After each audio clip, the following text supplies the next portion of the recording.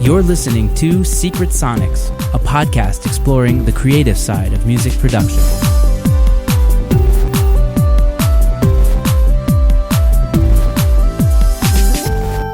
Hello and welcome back to Secret Sonics. I am your host, Ben Wallach. My guest today is Noam Wallenberg. Noam Wallenberg grew up in a musical household and began playing various instruments at an early age.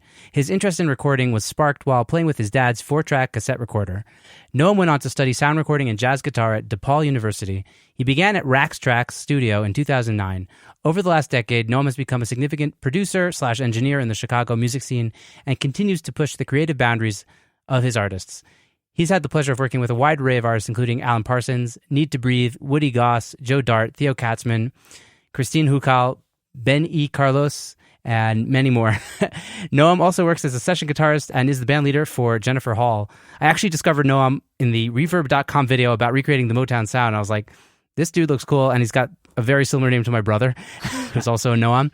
Wall, I guess that's part of it. And then I saw that his name came up again when I saw a new Woody Goss video come up. I was like, okay, I got to reach out to this guy. So I hunted him down on Facebook and sent him a message, and he replied. So here you are. Welcome, Noam. Glad to be here, man. Thanks for having me. For sure, dude. So tell us about how you got into this production thing. Yeah, I recorded bands as a child, just like super shitty 4-track stuff, and I think my first program was Cool Edit Pro on Windows 95, and just kind of got super passionate about it. And then when I was leaving high school, I figured that it might be a way to be a musician and not be homeless, and it turned out to be just that for me. and then I got the bug, and I got super involved in it and just started interning at various studios, and I eventually ended up at Raxtrax Recording, and they kind of took me under their wing in a lot of ways and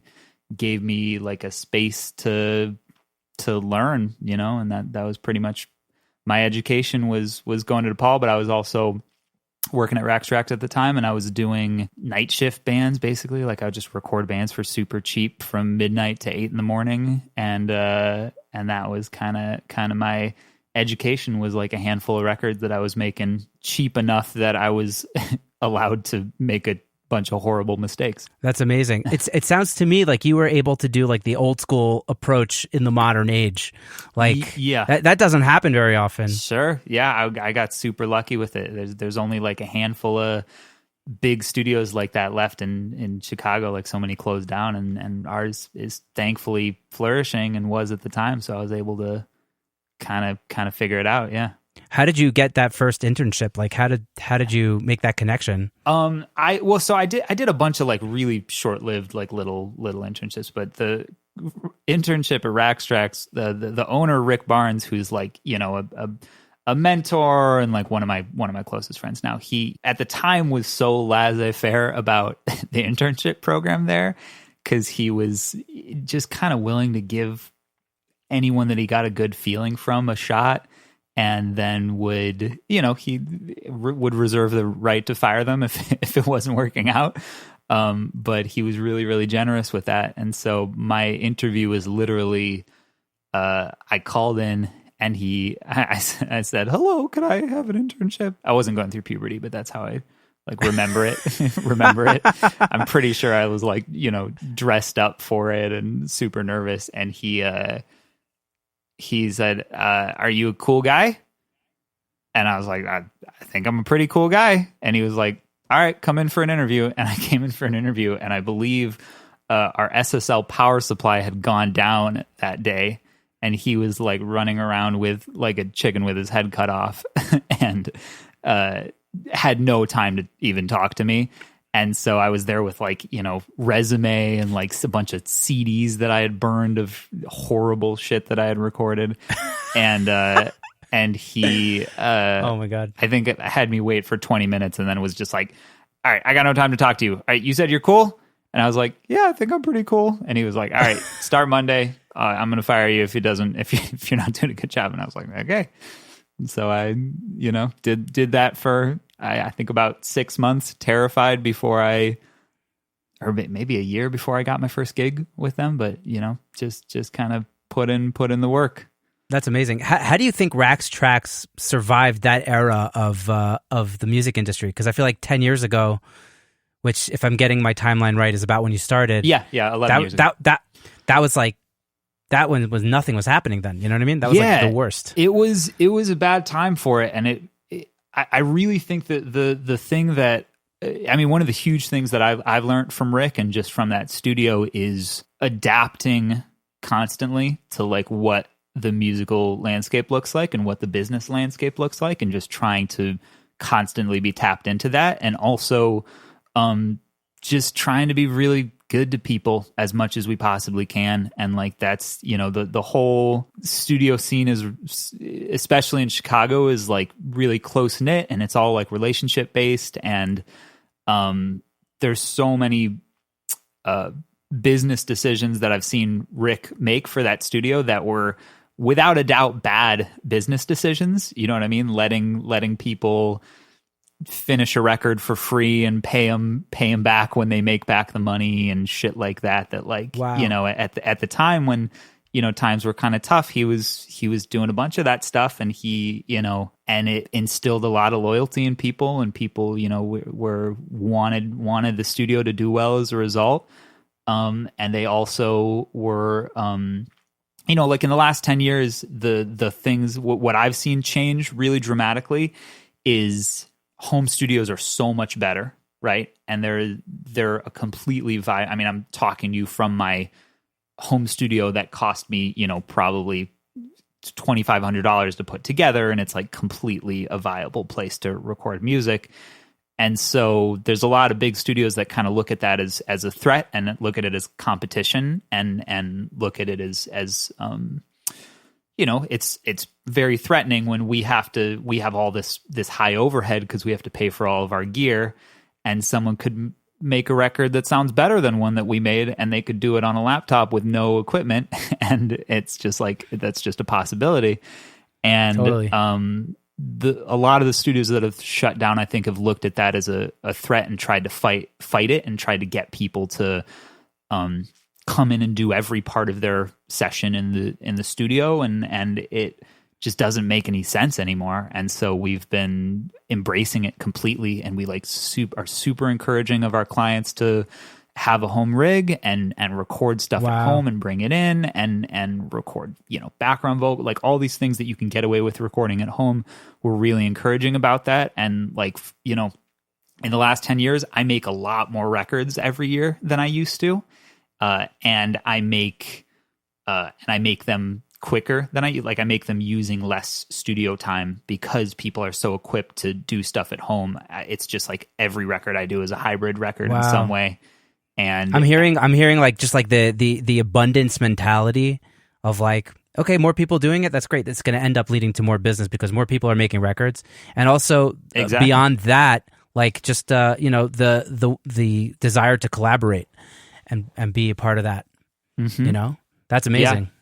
Yeah. There's so much good music getting made right now that it's, you know, it hasn't felt like a huge effort for us to keep busy, but I think it's some really key things that we've kind of like built into our philosophy that has just kept people around, kept people coming to us. So tell me a bit about your relationship with Rax Tracks. Are you like an employee?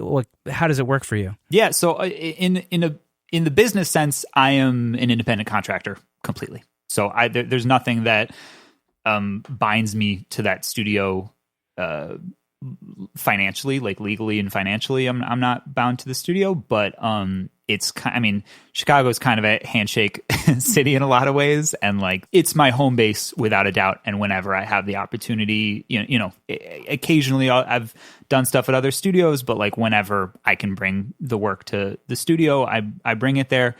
And in the early part of my career, most of my clients were people who were calling to the studio, trying to work with one of the engineers, and they didn't want to do it, or they didn't have the time to do it. And so it would get passed off to people who were less experienced like me. And so that was how I built my client base when I was in the first couple of years. That, you know, I was completely reliant on that, to give me work. And now I'm pretty much off of that. Like occasionally a call will come in for the studio that I'll get, and especially if there's like high profile people, like we just had Lil Wayne in a couple weeks ago, and like those types of things, I'll be the one to take, me or the other engineer Andy. But yeah, outside of that, it's pretty much just like it is my place that I like to work, and I'm really involved in the way that it's structured. You know what I mean? All of the purchasing is all through us. We just bought a Lavery Gold converter, and like we have all these purchases that like me, Andy Shoemaker, and Rick Barnes, the owner, we're the kind of the brain trust, and we make all those decisions together. And we're a team in every sense of the word, every sense except for the legal sense. Right. Well, but you're still bringing a ton of business to the studio if you're bringing your clients there, and absolutely, that's awesome. Yeah. So tell us about your workflow when you're working with your artists that you work with. Like, how do people find you? How do you work with them? So I would say all of my clients are either word of mouth or they heard a record that I did and saw me out. So that's pretty much how all of my business comes about. And I'm a pretty multifaceted musician in that, like, I'm most of the records that I work on, I am producing them, I'm recording them, I'm mixing them, a lot of them I master, and I also play guitar on a lot of records, and I play keys on a bunch of records, and just like, I'm kind of all over the place in terms of what my role is. Totally. So yeah, it tends to change quite a bit in terms of like some records I'll be, we'll spend weeks doing pre-production, and I'll go to band rehearsals, and we'll do all these things. And some records I just show up and I hear the songs for the first time in the morning, and we kind of get it planned together. Some records I'm just the engineer on, and that or just mixing the record, and then some records I'm kind of a beat maker in a lot of ways. And like, there's a lot of records that people come with basically just like an acoustic guitar and a vocal version of the song, and we just put it together either on my laptop or live in the studio. And that's kind of my role, is just like pretty much like a hip hop producer that would just like put together the music. Wow. So you actually do work on a ton of different genres.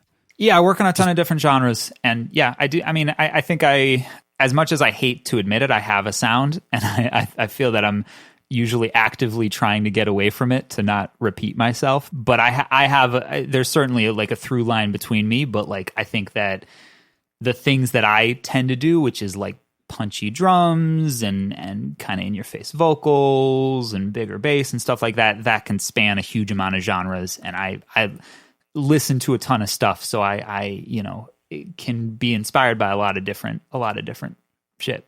Nice. Do you have like a favorite record, like growing up? Favorite record? That's such a hard question. Or like, was there a record that like gave you like a moment of like, oh man, I need to do this? Like for me, like I'll tell you, like, yeah. What's yours? When I heard Paranoid Android for the first time, sure, like on big speakers, I was just like, holy crap! It just completely blew my mind on like what could be done with production, Yeah, I think that it's so interesting, man. I feel like every couple years I'm getting that moment of that's awesome, of getting my mind blown. So I loved so much like classic stuff as a kid, but I also like listened to a bunch of rock records, and I was like at the same time obsessed with like Stevie Wonder and Paul Simon and like Nirvana and a bunch of jazz records, and just all of those things were all over the place, and they were all kind of embedding in my brain. And now I'm just I feel like it happens every couple years that I'm hearing a record that I'm like, I have no idea how they could have possibly made this, and I'm so interested how they did, but I couldn't even wager a guess. I mean, that's what gives you the tools to do this, right? Yeah, like, yeah. It's having that catalog in your head. Mm-hmm. Yeah, exactly. Yeah, it's hard. It's harder the more that you do it, for me, because it's more and more difficult to like, I work a lot, and when I come home from 10 to 12 hours in the studio, I cannot put on music at all. Like, I listen to podcasts and stuff like that. I can't turn it on. So it gets harder and harder to connect with like the current music that's getting put out, just because I'm so absorbed in the music that I'm a part of. Yeah, I totally hear that. It's hard to. I found recently not so recently, I guess about a year ago, I got a stereo in my living room, and that Sure. like changed the game for me. Like I was like listening on Oh, like how so?